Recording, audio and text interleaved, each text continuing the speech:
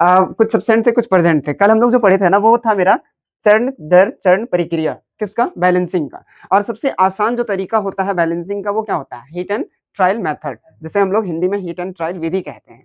उसमें क्या होता है कि आप मतलब उनका 6 प्रक्रिया मतलब 6 स्टेप होता है, वो अगर आप फॉलो करते हैं तो आप आराम से किसी भी समीकरण को, किसी भी इक्वेशन को आप तुरंत सॉल्व कर सकते हैं।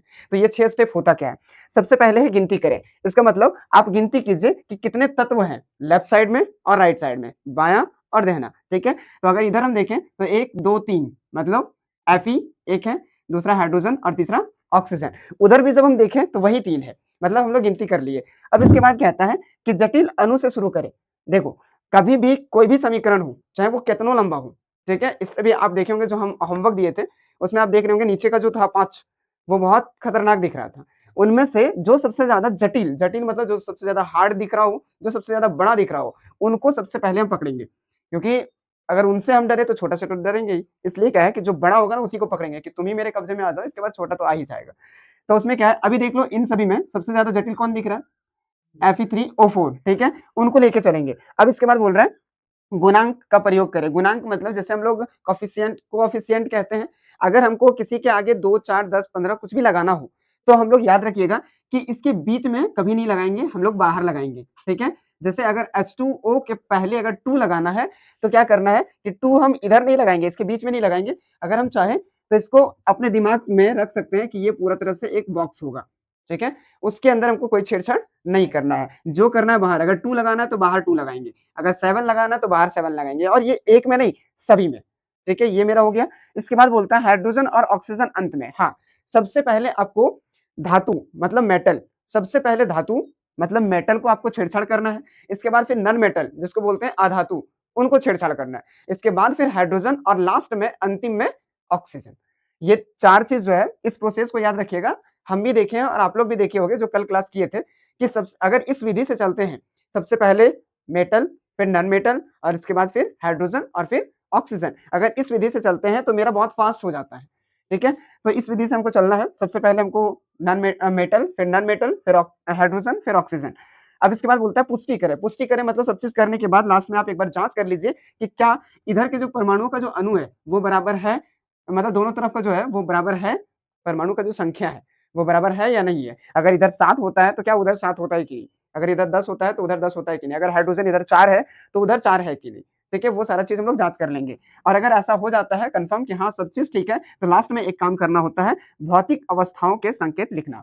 मतलब आपको लास्ट में आपको लिखना है कि कौन सॉलिड है, कौन लिक्विड है और कौन गैस है। मतलब कौन ठोस है, कौन द्रव है और कौन गैस है। ठीक है? अगर इस तरह से हम लोग लिखते हैं, यहाँ मेरा क्या हो जाएगा? लास्ट लास्ट हो जाएगा, ठीक है?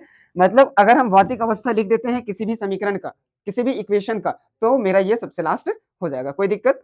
अब इसको हम लोग देख लेते हैं। जैसे सबसे पहले हमको गिनने बोला तो हमको पता है क्या है ये? H2 हाइड्रोजन इधर कितना है? 2, इधर कितना है? 2। अब Fe कितना है इधर? 1, और इधर कितना है? तो सबसे पहले जो हम बोले थे मेटल को करने, आप कर लो मेटल को। मेटल क्या है मेरा? Fe 3 है तो 3 कर ले। अब हम बोले थे ना कि इसके अंदर आपको छेड़छाड़ नहीं करना, तो हम बाहर लिख दिए 3।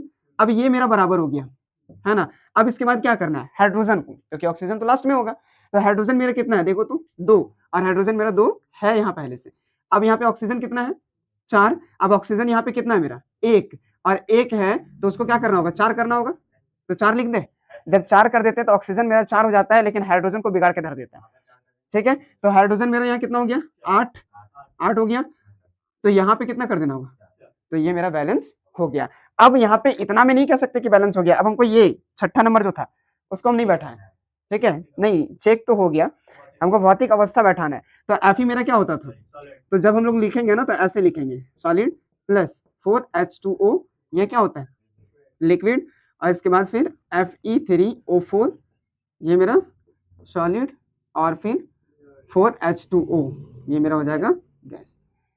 हम कभी भी लिखेंगे तो ये मेरा अंतिम और सबसे लास्ट बैलेंस हो जाएगा। यही के बाद, इसके बाद हमको कुछ करना नहीं पड़ेगा, ठीक है? इस तरह से हमको बैलेंस करना है। कोई दिक्कत समझ में आया बैलेंसिंग कैसे करते हैं? और ये एक ही लाइन में कर दिए, तो इसीलिए इतना अच्छे से सीखना है कि बस कुछ ही सेकंड में आपका बैलेंस हो जाए, ठीक है? तो सबसे पहले हम लोग क्या बोले थे?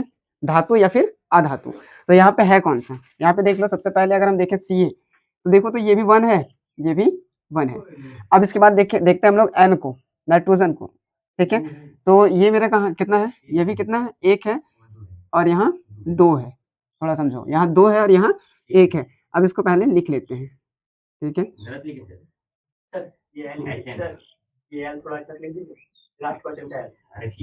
वो वाला, हाँ वो ठीक है।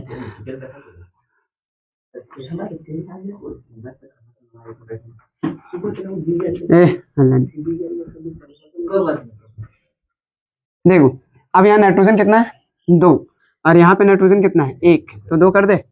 जब नाइट्रोजन को 2 कर देते हैं, हल्ला नहीं करने बोले ना, नाइट्रोजन को 2 कर देते हैं तो यहाँ पे देखो तो हाइड्रोजन 2 यहाँ और 2 यहाँ, कितना हो गया 4, जबकि मेरा यहाँ पे कितना है हाइड्रोजन 2, तो इसको क्या कर दे, 2 से गुना कर दे तो 4 हो जाएगा, ये भी बराबर हो गया। अब हम लोग देखते हैं ऑक्सीजन, तो 3 दूनी 6 और 2 8 और 3 दूनी 6 और 2 8 हो गया।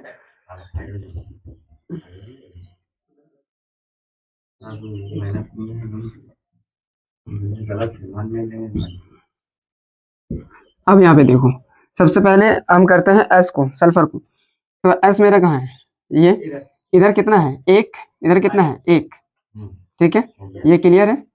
अब इसके बाद देखते हैं सोडियम को, सोडियम है ना, इसमें इधर कितना है 2, यहाँ कितना है 2 करना होगा।